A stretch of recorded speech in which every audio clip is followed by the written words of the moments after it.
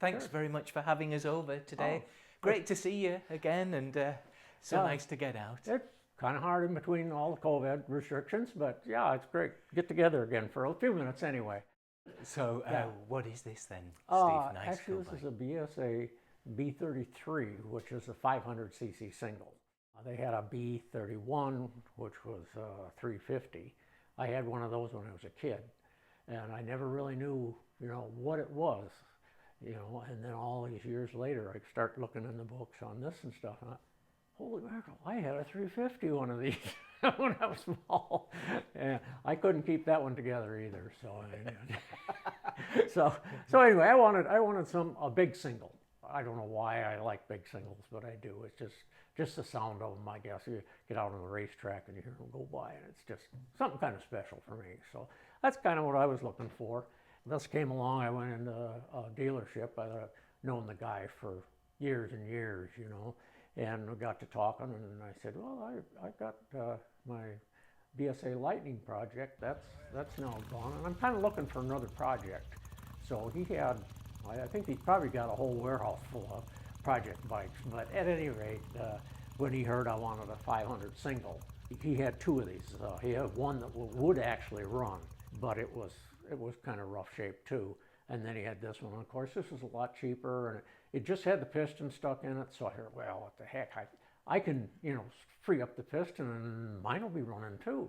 But once I got into it, I found it was a little more than a stuck piston.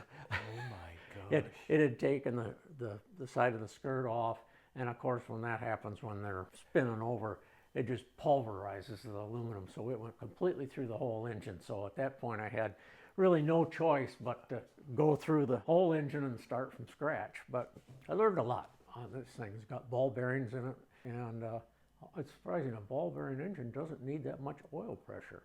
Just as long as it's getting a few drops every once in a while, it's happy, and which kind of freaks me out because the Lightning has got to have oil pressure in that thing or she's going to burn up. But this one doesn't need that much, so I can't even put a pressure gauge on it because it probably won't even register. But I have to have faith, I guess, is what I have to have. And you've had a few surprises. I think the frame was another surprise, wasn't it? Yeah. I got a lot of the bike apart. Still had the wheels in it or the fork. And I read an article about Sammy Miller over in England, and the first thing he does when he gets a bike in is he checks the frame to see if it's straight. If it's straight, then it's a candidate to rebuild. If the frame's bent, then he just parts the thing out. And I said, well, if Sammy does it, I should do it, Well, I came back to the back, and of course there's no fender on the back or the front, and without the engine in there, you could sight down the frame, and I didn't even have to get out any measuring devices. I could tell she was tweaked, but good. Oh no. It's bad enough that you got to find somebody to straighten this thing, because that's getting to be an art that's just losing, So I found this guy, and it, of course, cost me more to ship it down there and back than it did to straighten the frame. But the frame is all straightened. Took the swing arm and he straightened that up too. It was tweaked a little bit. So at least it should go pretty straight down the road anyway. I don't know what else it'll do. It'll go down the road downhill, that's guaranteed. I love the colours, Steve. Real classic. Actually, this is all powder coat Okay. on this. I wanted the frame and the parts of the bike that kind of take the abuse, I wanted them a little tougher. So anyway, I took this over to the powder coater, and he had a maroon paint there, but I just didn't like that. And so we're going through this, and he flipped over a page, and this color came up. I said, that's what I want. It was just one of those things that just jumped out at you that, yeah, that's my color. That's what I want on this thing, which is pretty close to the color that's on the picture there. But it is burgundy wine. And the nice thing about burgundy wine is I can't find a color anywhere in acrylic to match it. So I've got another challenge here. I don't know if I'm going to go a few shades darker to make just a little bit of a contrast. Oh, yes. I'll keep looking for a while and see if I can find another paint store that can come up with this color exactly. But the other colors, it's off enough, and the color is different enough that it kind of stands out. It's close to this, but it stands out wrong. Yes. So they only made this bike with the swing arm in it from '54. They started in '47 with the basic type bike here, the engine has remained the same through all the years. They didn't update that at all. But they started out as a hardtail, and 2 years later they put in a plunger system in the back. But like I say, in '54 they came up with the swing arm.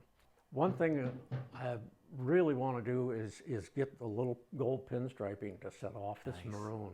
But there's a lot of stuff on there that I think I could put just a little bit of gold accent on there and really have it stand out.